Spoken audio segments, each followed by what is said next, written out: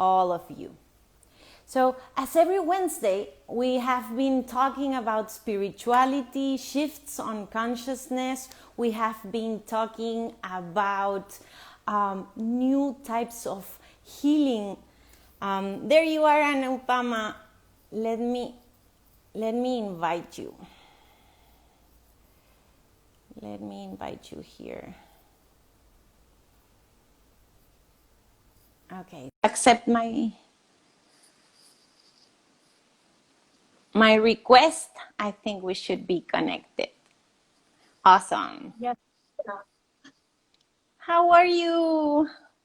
I am good. How are you, Shivasti? It's so good to see you. Amazing to see you, Anupama. So beautiful to connect today, this beautiful day. Tell me, where are you connecting from? Tell us a little bit about you, please. We are so happy to have you here.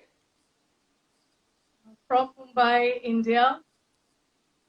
What do I tell you about myself? You know me. Yeah, I want everyone to know you. A student for life, still figuring out the path, I think. Still figuring out where we are headed, what this whole journey is about, and enjoying this figuring out. So I'm essentially a sound and energy alchemist. Fancy words, no? Alchemist, no? Essentially just playing with energy to see how we can align ourselves with what is everything and not. What is energy, or primordial energy, or source energy, or God, or whatever you want to call it. So just figuring that out and sharing what I learn along the way with those who choose to share it. I'm a meditation mentor, a breath flow mentor, because I worship breath. You know that. I think everything rests in breath. Don't need to do too much to alive. Yeah. So beautiful. So beautiful. I love the way you explain about sound healing, about these vibrations that really allowed you to flow and to experience life at other levels, maybe not at an understanding level, at a thought level, but at this very high frequency vibration that sound healing brings. So I love the way that you humbly present that, because that's what it is. We actually surrender ourselves into this sound healing energies, the music vibration, which is basically the sound and the energy of the universe itself. So I really appreciate you share with us that, let's say, point of view of sound energy healing. And as per meditation, what kind of meditation do you teach? Do you practice, my dear? My meditation processes are essentially ebbing from the 𝗕𝒃𝒈𝒂𝒈𝒓𝒂𝒎. It's a tantra science. It's an understanding of consciousness. It's a pure science of consciousness.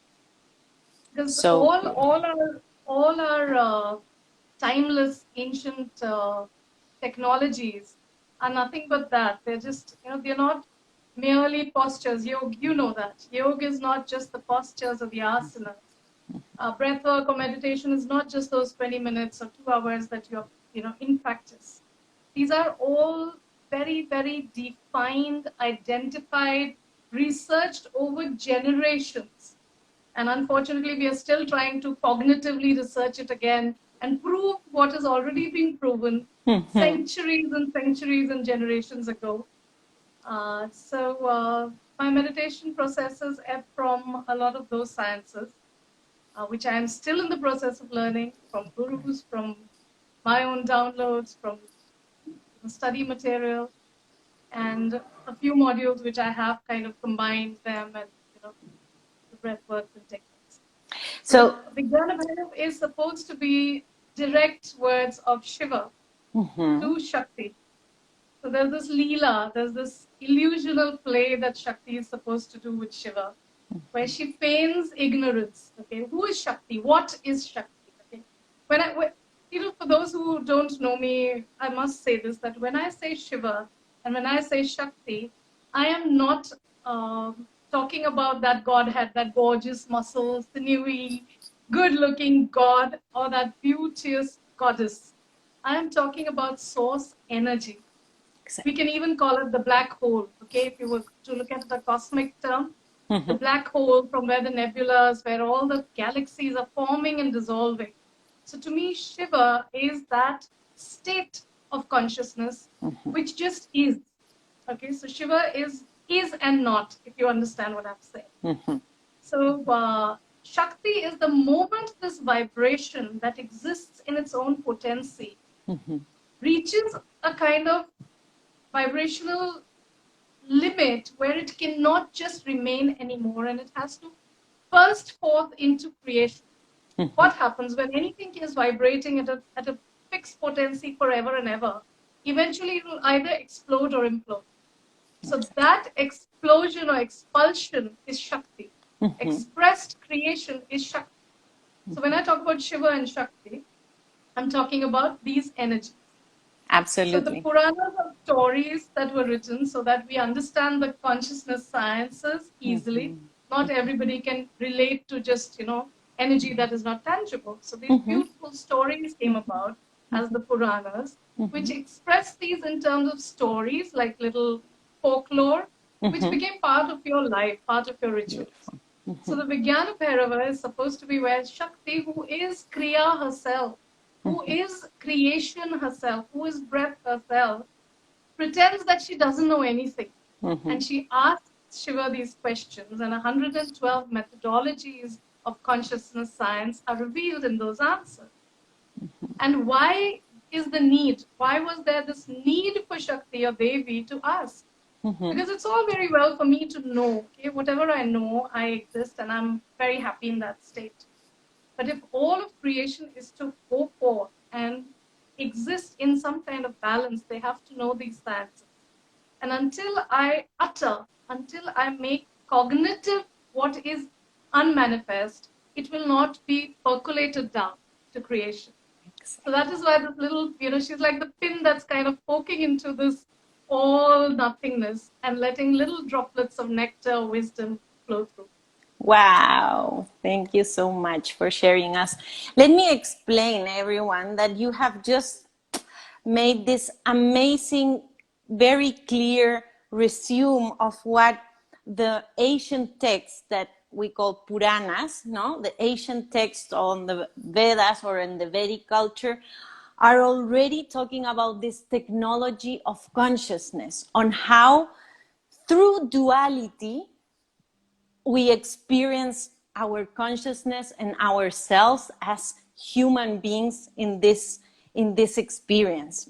So you explain it so beautifully. Thank you so much for sharing that. It's so beautiful, and that's basically what we do, well, throughout our experience of life, but also as we enter consciously into a state of awareness or meditation, as you were sharing at the beginning, which is the basis, the core of Tantra. Tantra is not what we or many people may think in the Western world or in other places, that is something very highly modern that has to do only with sex, for example. Nothing to do with that. Tantra is about perception, it's about consciousness, it's about exploring this duality of perception in every aspect of life, definitely. So thank you for sharing it so beautifully. That's basically the most ancient technology that we have to explore our senses and our cognition. So thank you so much for sharing that. And entering into that, Anupama, I would like to ask you on how do you feel what's happening now? What's happening now in this year, in this stage of of consciousness that we are collectively imbibing in the world right now? Yes. So I don't know what everybody here is making of it. Some people are fed up. Yeah. Some people have rediscovered relationships, rediscovered their relationship with their selves, with their homes and families. Some people think it's a whole conspiracy theory. Some people are saying it's biowarfare. So let us understand, if we are in an awareness that nothing happens, okay? Nothing. This interaction that we are having even now is happening because a plan, a very precise geometry is in play, and nothing moves out of place in that geometry. So only that which is allowed to happen within that matrix will happen. So even if we are saying that COVID and Corona and this whole situation world over is man-made by a particular country or not, whether it's been released on purpose or not, whatever it is, it has happened at this precise time, in this precise place, because it was supposed to. So even if it has leaked by mistake, or if it was done on purpose, or whatever it may be, it is because the cosmic plan has decided that now it is time that we realign. So could you imagine that almost overnight, the entire world stopped. Okay? The life as we know it. And what was removed from the matrix? The human element. We have been removed from the workings of the planet for a while. That just tells us that the balance of human element and energies of everything else that is created has been skewed. For so many generations, we have only been taking, and no relationship can last if it is just one way, right? I agree. So somewhere along the way, post-industrial revolutions around the world, post moving away from a matriarchal system which was in the forest dwellers. Now, when I say matriarchal system, again, I am not talking gender. So nowadays, it's very trendy to say down with patriarchy. Hello, if there is no patriarchy, there is no you, right? Exactly. So when I say a matriarchal system, I mean because the mother of all that is nature, right? So when we were still forest bound or nature bound, we were matriarchal to being connected with the rhythms of the womb of creation, nature. Post-industrialization, organized townships, we moved away from nature. We moved away from the rhythms of our breath, the cosmic breath. If you think of the planet as a living being, and a simple rhythm that we've moved away from, imagine, just close your eyes and imagine this planet as a living being. And every inhale is the night, is moon energy. So as she inhales, there is night upon that part of the world. And as she bursts out and exhales, day dawns. So the beautiful. simplest rhythm of the planet we moved away from. There is light all the time. We don't sleep on time. We don't wake on time. We don't live by the seasons. We don't live by the moon cycle. We don't eat by the seasons, nothing.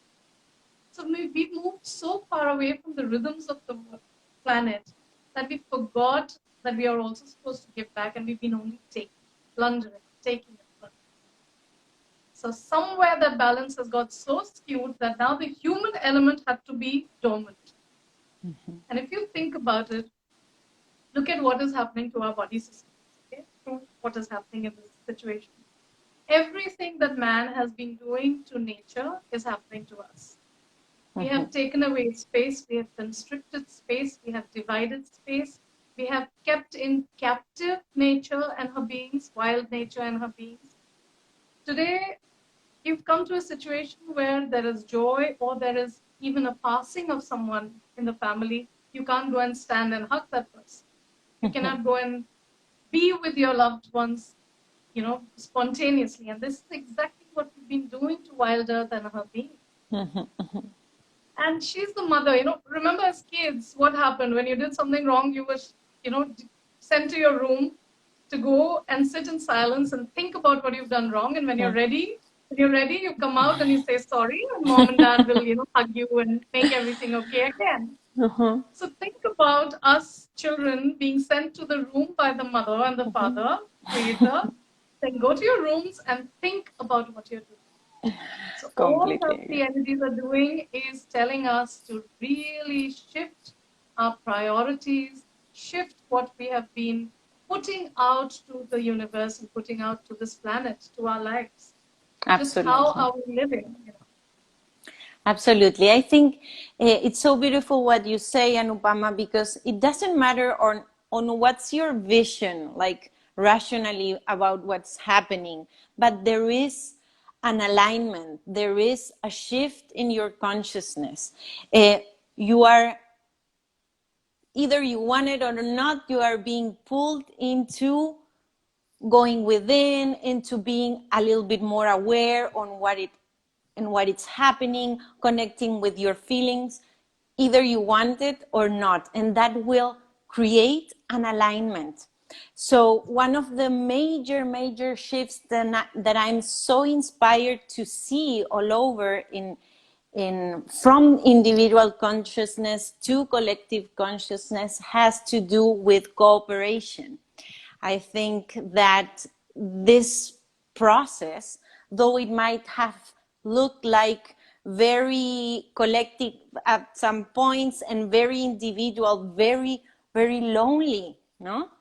At many levels, we are creating an awareness of cooperation, of saying, hey, if I'm not helping my neighbor, my friends, my closest family, myself, what am I doing here? Am I just waiting to work to buy new things that I won't carry anywhere, for example? Am I just waiting to work to build up something that will come in 20 or 30 years? No? Or am I working to connect in the present moment, to cooperate, to be a better person? So I think the major shift has to do with this awareness of cooperation and living in the present moment. How do you see that? What is your thought about it? So when you can't move outward, the only way to move is inward, right? And that's what suddenly you see everybody has suddenly taken to something that is sadhana, or practice.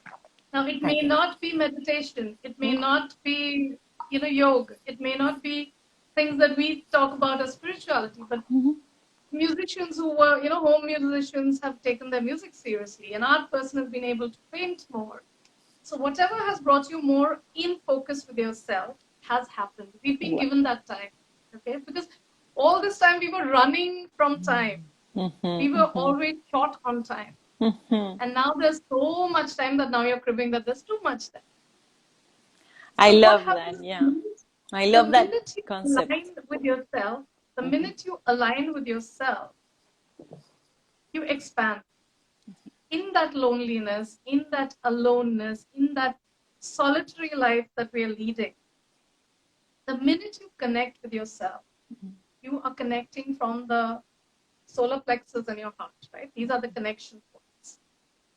The minute you move into these points, along with whatever, depressions are coming and loneliness is coming, but there is this expansion happening. So everybody, almost everybody is now feeling this need to reach out and embrace all people everywhere into this embrace of love.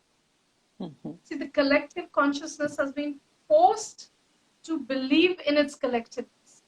We were so isolated in our individual hoarding, collecting, chasing, like you said, something that will come 20 years later. Nothing wrong with that. Nothing wrong with that. We are all people living in a physical realm. We are not, renunciates. We are not exactly taking off to the mountains to go and live in the caves. It is very, very well to, make money, to excel in what you're doing, to pursue your physical pleasures in life. But we lost balance. And that balance is coming back. And collective consciousness is now looking at how do we now work together.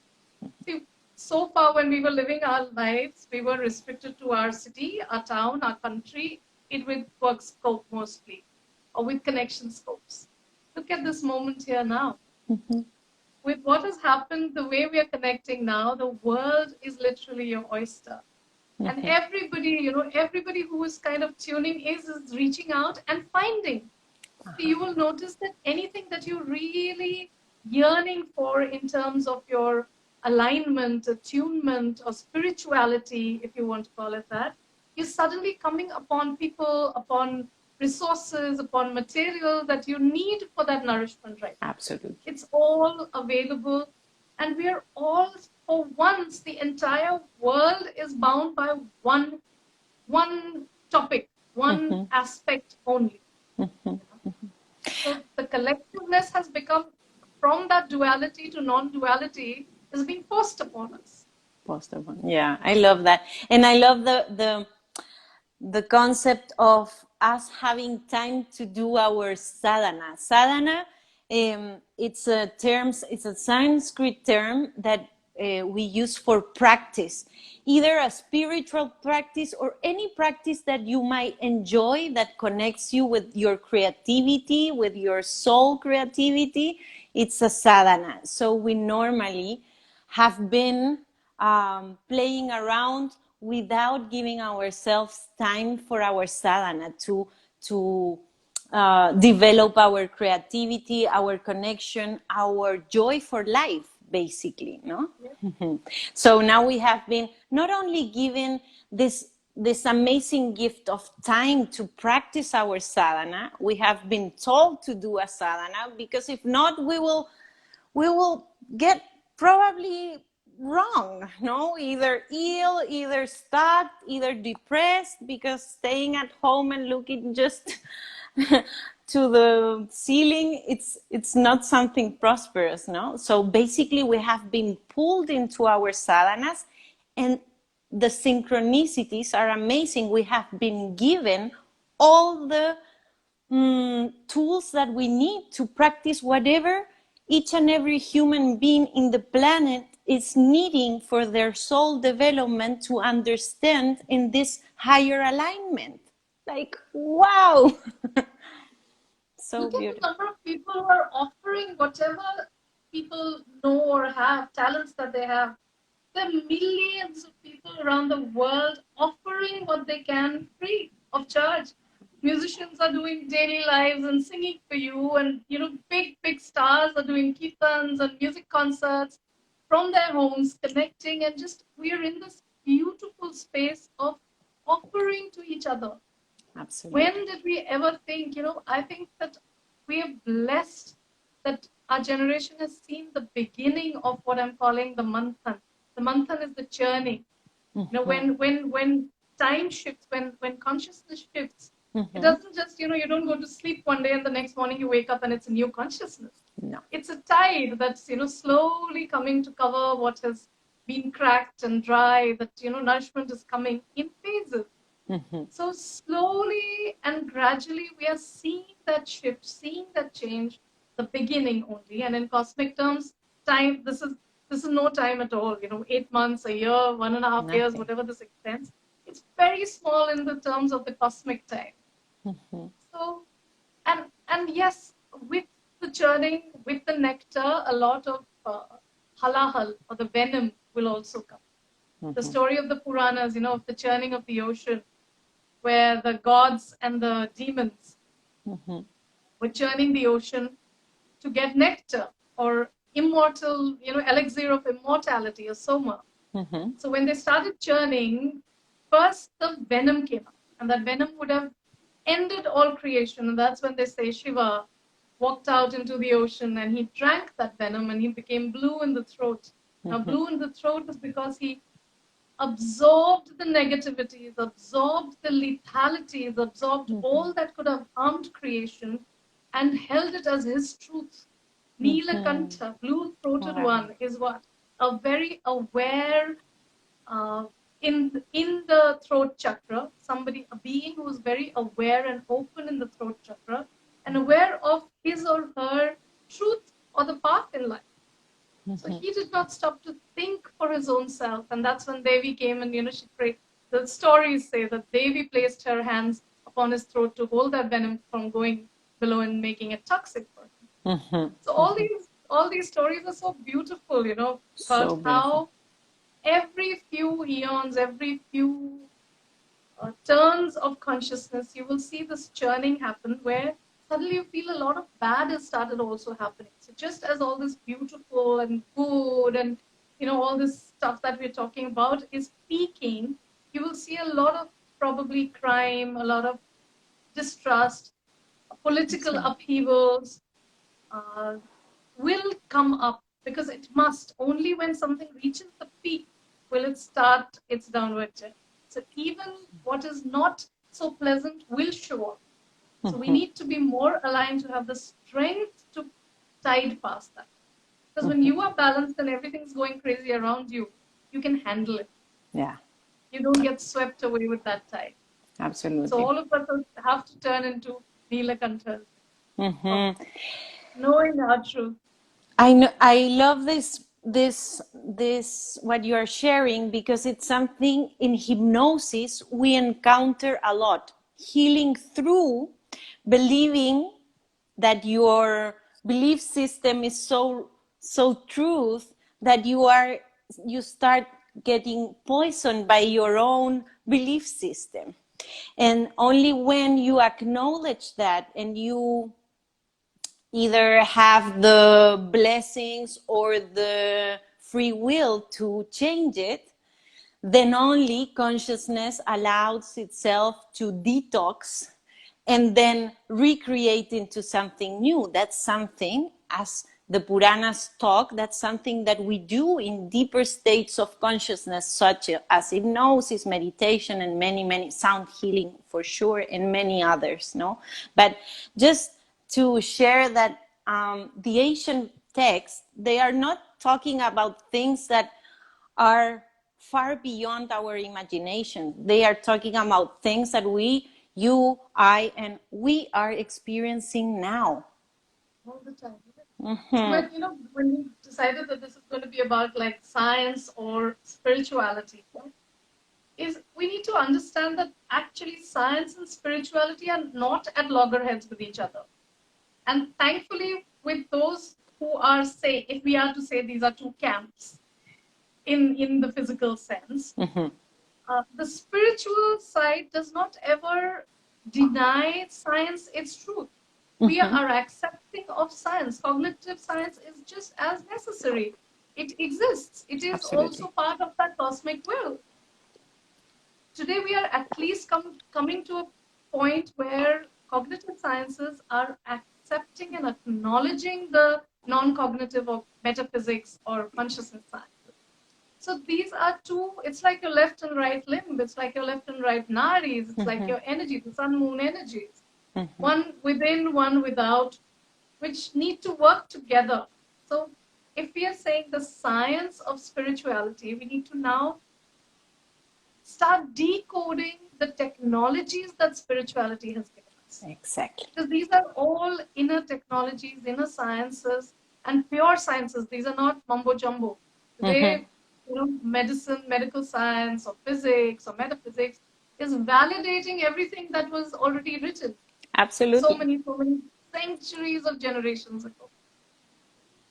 So yeah. It is beautiful science to embark on, and it needs its discipline. That's why, the minute it's science, there is a course, there is an equation, there is a discipline that needs to be adhered to. And it's infinite. You can pick. The beauty of spiritual sciences is there is a vibration for everyone. So whatever. Religion has become such a bad word nowadays. People say religion. Religion, there's nothing wrong with religion. What went wrong was organization or institutionalization of religion. So if somebody is happy doing their ritualistic puja or prayer or going to church regularly or worshipping something or someone, so be it. The sciences of spirituality allow you space.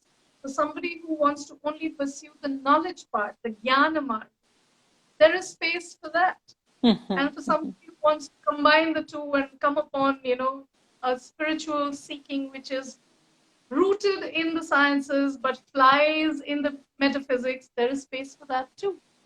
So the beauty of the science of spirituality is there is a vibration for infinite possibility. I agree. And I think that, as you say, especially now more than ever, science with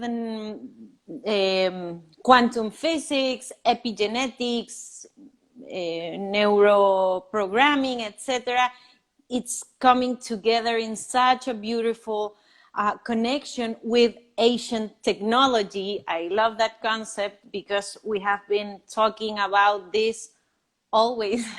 No, so now we are just connecting concepts. No, but what I think it's most important in whatever we believe or practice, either it's a simple sadhana, a belief system, or a nationality, or a religion, or whatever we are playing to believe in, is that we shouldn't strive to have the right to be right or wrong, to be right, no?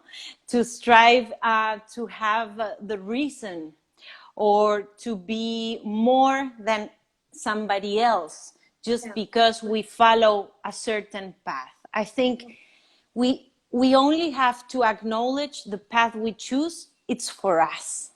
And the moment we try to impose that path to another person, even if it's through love, we're just imposing things that are for us possibilities and might not be possibilities for others necessary.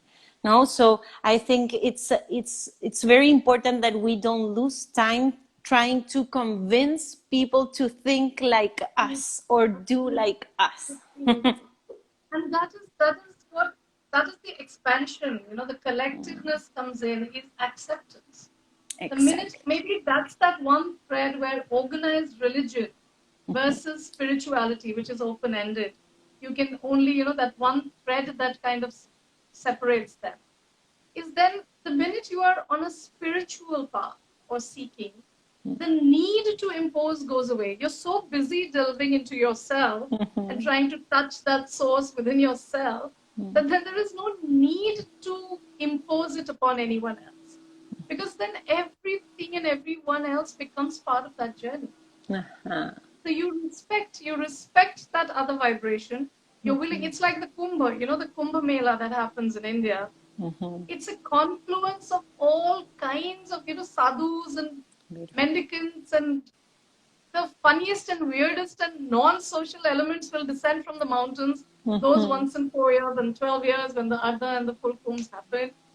And it's a confluence. Nobody is trying to impose upon each other. There's respect for everyone. There's learning from each other. And that is how spirituality has developed. Amazing. Is Sanatan or spirituality around the world. I am not one of those who says, oh, we are the oldest and everything comes from the Vedas. No. Ideologies and belief systems, and especially spiritual, energetic understanding, happens simultaneously. I know for sure when I download something, when something comes to me in my meditation, I know for sure that a portal must have opened and a million others have been given that at this moment. I have no ego that, oh, I am the oldest. There were multiple, and each one has developed and grown from each other. So beautiful. We have to come into that confluence. I love that you talk about Kumbh Mela. Let me share with everyone what is a Kumbh Mela. Kumbh Mela, it's let us say it's a gathering. It's a spiritual gathering, or about technology of confluence, no?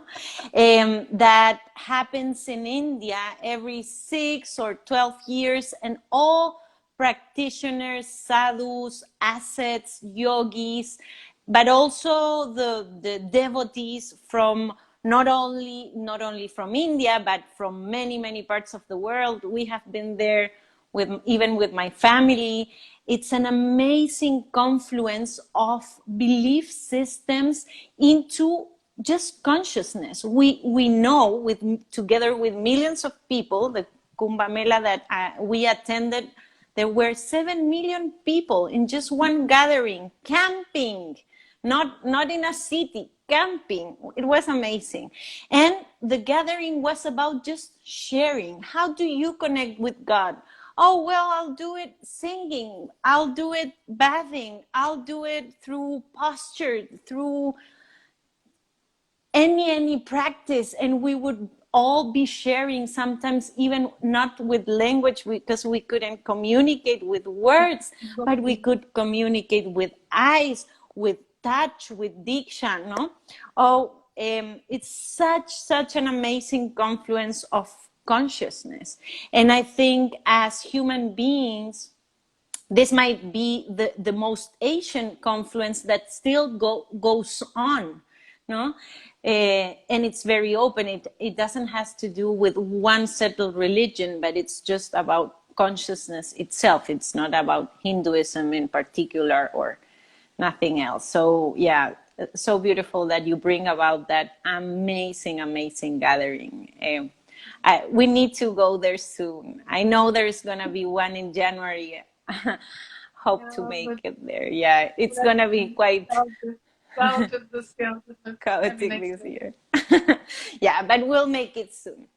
So talking about remembering, because what we do whenever we come together and we have these talks or in these great gatherings, as you say, even as we have our own practices and meditations and we have an insight, we know we are not these special enlightened beings, but there are more consciousness, individual consciousness that are channeling this information. So whenever you perceive an experience, it's just because there are many people perceiving it too, no? So basically, this brings me down to remembering the fact that we are not learning, and we are sort of in this linear illusion that we start a life and we start learning. From day one, we start learning. And instead of that, what if we start remembering? No? What if we just start remembering? And what if we end our lives and we just take our remembrances and not what we have learned, but what we have remembered, and we have decided first as soul to remember throughout this lifetime in order to continue pursuing either other sankalpas or purposes, no? So what do you think about that? I would like to know. Just so beautiful the way you put it. So, for example, I like to always repeat something that Swami Vivekananda, one of the master philosopher monks of India, he used to say that there are no inventions, there are only discoveries. Mm-hmm. So all those who we call inventors only invented something because they came upon the possibility of those elements and put it together. Mm-hmm. They discovered that out of that whole cosmic, jamboree of everything and nothing, they found something. Mm-hmm.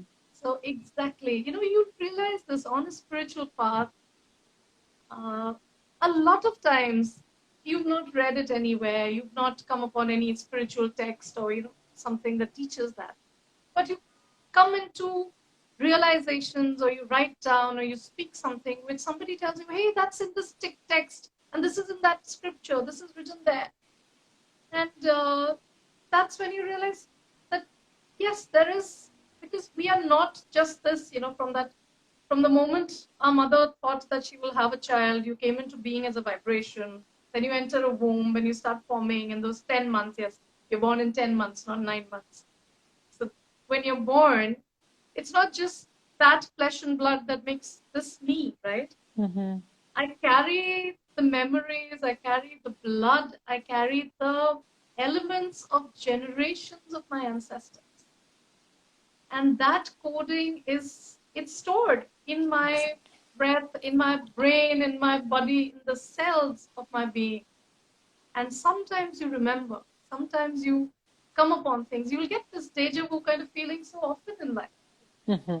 So everything that you're doing really is you are in the process of remembering or unlearning. So many times we have to unlearn something because societal programming, or what, the minute we've taken this earthly plane, the earthly programming comes into place. And growing up, you've come into conditions, into limitations, into being made to believe what is right and wrong, what should be or not. So you go through this process of unlearning something. It's shedding. You have to shed again with gratitude, because nothing that you've been given, nothing, even if it was punishment in the school days, a slap from a parent, anything that you think you've stored, when you let it go with the gratitude that it's brought you. It has been one of the elements that has brought you to this point of awareness. Thanks. If that was missing from your matrix, you would be on some other path. So if you are in a path of awareness today and you're remembering, then you also remember to have gratitude for everything that you unlearn and shed. So there's only a sponge effect. So when you are remembering, you're just absorbing and observing. And that is a problem I have with Generation Next. I used to keep telling them that you're not plugged all the time. When you travel, you're on your phones, your earphones plugged in. You're not even looking around to look at the countryside when you travel, or to even take in the smells and stenches of the city, maybe, or looking at how that man in the dhoti is walking, or what footwear he's wearing, or what kind of ground you're moving on. So to remember, you have to be in this constant observer mode. So while we are turning digital, we are all moving into a very, very digital world. At the same time, remember to observe real life. Nature is coming alive again everywhere. The greens are creeping back. Whenever there's a crack in concrete, you'll see green finding its way through there. So all over the world, the earth is healing herself and asking us to connect with that healing so that we can heal our own self. So while we are all digital and all going to be connecting on, a lot more on the digital media, it's a prayer to everybody. Take time to connect and remember the earthiness of nature and life, the life process. Yeah, I completely we're agree. I'm sorry. Here I am. I'm sorry. So basically, what I agree is what's the most precious that we have is our presence. It's our consciousness. So basically, though digital world, it's very useful and it's okay to use it, we have to be very intelligent and aware that we are giving our most powerful tool, which is perception, attention, to a device that it's just suggesting us to stay in the grid in forms of suffering and perception and buying and taking away and comparing and confusing and taking you always into fear. So if we know that, that's okay. Let's play with that. But then let's take our consciousness to uplifting moments, experiences, conscious little moments, as being conscious on our breaths, on nature, on whomever, like as we in this moment is willing to share your awareness, your consciousness and attention for a while. That's the most sacred and the only thing that we at the end of the day will take from this lifetime. No, we won't take the likes, we won't take the info and the fears that we were just engaging us. So at the same time, to exit the matrix. Yeah. Leave that to the universe, Shraddha. Leave that because everything has to function within the matrix. Yeah. And so let us not see, even this is ego. To say it's time for me to do this, this is my last life and I want moksha or nirvana. I want this at the end of my meditation process or my spiritual seeking. Do it because, like Camila said just now, it's for this present moment, this breath here and now. Is it fulfilling me to my own self? Is it nourishing me and making me feel good?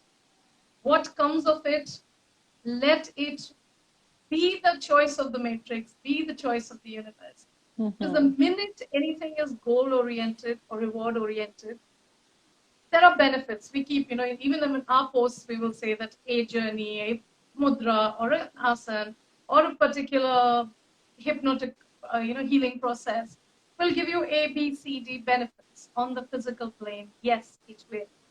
But those are byproducts. Even in deep persuasion or deep sadhanas or practices, a lot of people will say they want to do it for powers or siddhi, supernatural powers will come to me. And if you remain there, if you get stuck in that, that's the end of the journey. Because if you think that I got what I wanted, you're not going to go further. And this is an infinite labyrinth of doorway after doorway, realm after realm, world after world opening.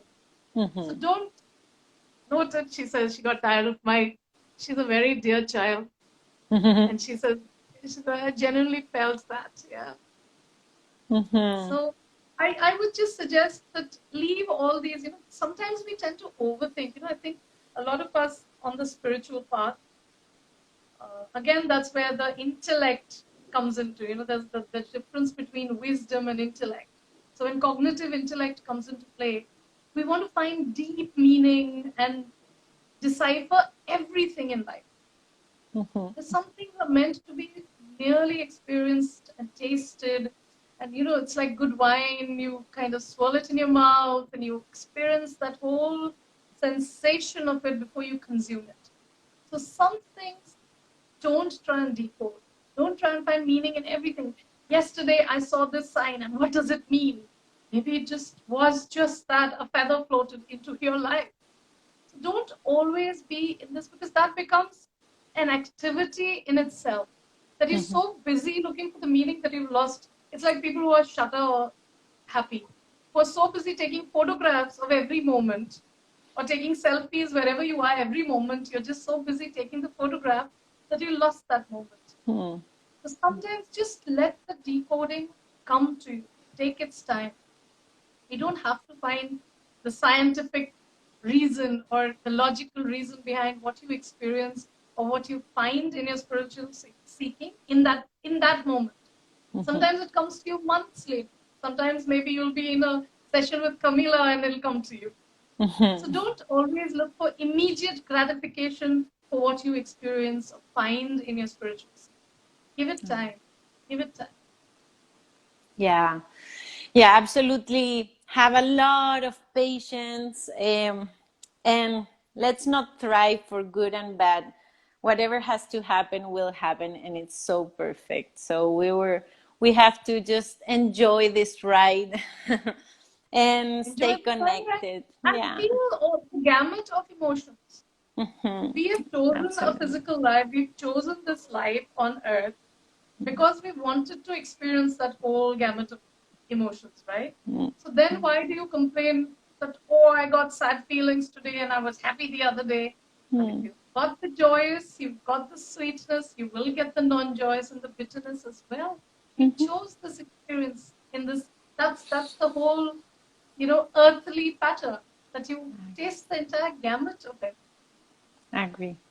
So beautiful. Thank you so much, Anupama, for your wisdom, your sharing, your beautiful, beautiful insights that you have shared with us. Really, really, I'm truly grateful. We all are. Please, let's repeat that. Let's continue sharing more talks about healing, about consciousness. I'll be more than happy to continue sharing with you. Please let us know how to contact you. I'll be just leaving your Instagram here, but let us know if there's anything you wish to share with us. If there are any questions, anything that you need to reach out, you can always DM me, or I can put my email down, or you can mail me. And the website is there. That's 𝗕𝗥𝗓𝒏𝒔𝒕𝒊𝒐𝒏.com. You can go in. That's like an encyclopedia. I keep updating everything that I kind of think can help me. I put it there because, like we said, it's all about sharing and connecting and offering now. So awesome. I'll be sharing all of your projects in the live and on my stories also, but please do follow Anupama. She's sharing all the time such beautiful insights. I'm truly grateful for your work, for your love and energy. Let us know if there are any questions. If not, we are just gonna close here. Thank you, Josie. Optimism and rocks. I think we should tell people about our plans of starting out with corporate programs. Yeah. Camilla and me are hatching some eggs right now. That it's a huge requirement to look out for those who were so used to a very, very structured, very gregarious people interaction, travel-oriented corporate life, who are now working from home. And we're seeing thousands and thousands of people going into depression, going into non-productivity, because this new way of functioning has its own trials for people who are used to being out there, who used to travel a lot, or being with the buddies and your colleagues. And the whole structure has shifted for them, and a lot of mental, emotional, physical dis-ease, I will not say disease, but dis-ease or ill-ease has happened, is happening. It will only grow with time. So Camilla and me are hoping to come up with a module that helps out with especially corporate wellness and well-being. Exactly. We will keep you updated on that. Absolutely. Here in Latin America and India and throughout the world, we are facing this pandemic on emotional balance, on mental health, and we need to, as we were talking, to give ourselves these tools, but also at a corporate level, at an institutional level, in order to integrate more wellness approach to our lifestyles. So thank you so much. We will be sharing about that very, very soon. Love, love, love, and light for you. Everybody who's here, Shiva, stay blessed. Thank you. Thank you so much. Stay dancing. Thank you. Thank you, Camilla. Love you, Anupama. Stay tuned, and thank you for everything. Bye-bye.